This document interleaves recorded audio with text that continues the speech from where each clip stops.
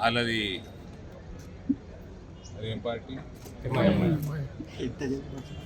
Urdu party నుంచి ఎవరో నిలబడ్డారు. వాళ్ళ అభ్యర్థి మా అభ్యర్థి బంటు రాముపై సేమ్ 34-31 3 ఓట్లతో అన్ని పార్టీలు బీఆర్ఎస్, ఎంఐఎం, కాంగ్రెస్ ఒకటైందండి ఇందూరులో. అందరు నోట్ చేసుకోవాలి ఇది. 3 పార్టీలు ఒకటైనాయి. ఈ పొద్దున్న లేస్తే రేవంత్ రెడ్డి ఎందుకు కాపాడుతున్నాడు కాళేశ్వరం కేసులలో, రేవంత్ ఎందుకు కాపాడుతున్నాడు ఈ కార్ రేసులో, రేవంత్ ఎందుకు కాపాడుతున్నాడు కల్వకుంట్లోని అన్ని కేసులలో, ఫోన్ ట్యాపింగ్లలో ఎందుకు గాలిపోతాయి ఫోన్ ట్యాపింగ్ ఎవిడెన్సులు, బిల్డింగ్లు ఎందుకు తగలబడతాయి, ఇది అర్థమవుతుంటుంది మీకు మీడియా మిత్రులకి. దీనికంటే ఎక్కువ ఏం స్పష్టంగా ఏముంటుంది. 3 పార్టీలు ఒకటైనాయి.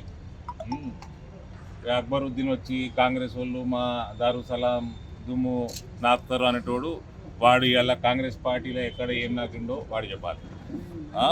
వాళ్ళకు మద్దతు ఇచ్చింది. ఇప్పుడు సో ఒక ఇందూరులో భారతీయ జనతా పార్టీని ఓడగొట్టడానికి ఒక అనైతిక పొత్తుకి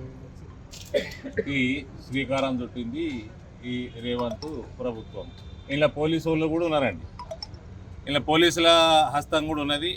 కాంగ్రెస్ హస్తంతో పాటు పోలీసు డిపార్ట్మెంటు.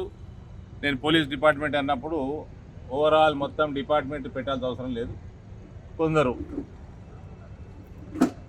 రంగు పూసుకొని తిరిగేటోళ్ళు వాళ్ళు ఉన్నారు. వాళ్ళు కూడా టీఆర్ఎస్ అభ్యర్థిని ఎత్తుకపోయి కాంగ్రెస్ క్యాంప్లో కూర్చోబెట్టడానికి పూర్తి మద్దతు ఇచ్చింది. ఇది ఇందూరులో ఒక అనైతిక పొత్తుతోటి most popular party Bharatiya Janata party అభ్యర్థుల్ని స్వల్ప మెజారిటీ తోటి ఓడించడం జరిగింది. ఈ ఎలక్షన్ అరవింద్ ధర్మపురిగా చెప్తున్నా, ఈ టర్మ్ కంప్లీట్ కాదు ఎలక్టెడ్ బాడీది. బిఫోర్ ద టర్మ్ దీన్ని రివర్స్ చేసి చూపిస్తాం.